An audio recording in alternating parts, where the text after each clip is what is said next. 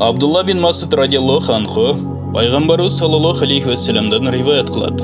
Кимде ким Вакия сүрөсүнүн ар күнү түндөсү окуй турган болсо, ал эч качан жакырчылыкка учурабайт.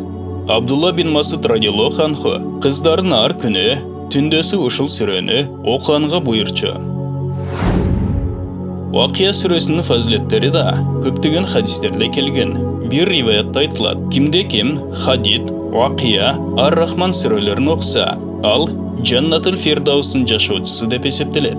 Башка бир риваятта Вакия сүрөсү Суратул Гина, байлык сүрөсү, аны окугула жана аны балдарыңарга үйрөткүлө деп айтылган. Дагы бир риваятта аны аялдарыңарга үйрөткүлө деп келген. Айша радиаллаху анхадан да ушуну бекемдеп окуганга буйрулган. Бирок татыбаган акча үчүн окуу туура эмес. Албетте, эгер жүрөктүн байлыгы жана акырет үчүн окула турган болсо, анда дүнүйө өзүнөн өзү жалдырап келет. Бул баян Фазаил Амал китебинен алынды. Урматтуу мусулман бир туугандар, биздин Ихро медиа каналыбызга катталыңыздар.